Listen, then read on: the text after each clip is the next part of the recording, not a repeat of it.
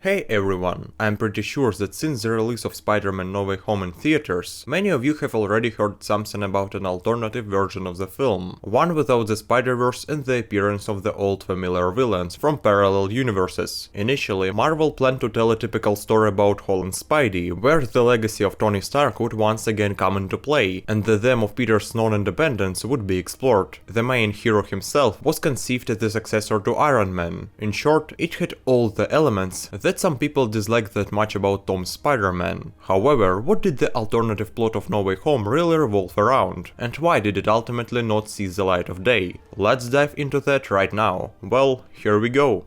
So, after the release of Far From Home and the subsequent Disney-Sony conflict over the distribution of Spider-Man movie profits, Marvel finally started working on the development of the concluding part of the trilogy with Holland. As I mentioned earlier, the unreleased version of the film didn't even have mentions of the multiverse. The director was eager to showcase Kraven the Hunter, who would hunt down Parker on the big screen. Director John Watts talked about this idea in an interview in 2019. Also, shortly before the release of No Way Home, Tom Holland admitted that initially they had a specific and, in his words, a really cool idea for the third part related to Kraven. He didn't share details, but I managed to gather some unofficial but interesting information about the alternative version of the project. For the role of Kraven, they wanted to cast Jason Momoa, also known as Aquaman. The storyline focused more on Peter's personal crisis, due to the revelation that he is Spider-Man exposed to the entire world. Daredevil, played by Charlie Cox, was there to help him deal with the emerging problems. There is also information that the script for the movie underwent multiple revisions. However, this storyline was cancelled for several reasons. Firstly, the coronavirus epidemic began, and all theaters were closed. With the need to attract audiences to the film amid the closures and the impossibility of making less than $1 billion, Sony decided to abandon the not-so-popular Kraven the Hunter and replace him with something grandiose, playing on the fans' nostalgia. This led to the idea of the Spider-Verse, which in principle bore fruit. Secondly, Jason Momoa, the intended choice for Kraven, was already involved in DC projects. Marvel wouldn't allow him to work on No Way Home due to his commitments to DC. Thirdly, there were plans to somehow link the prequel story with Iron Man.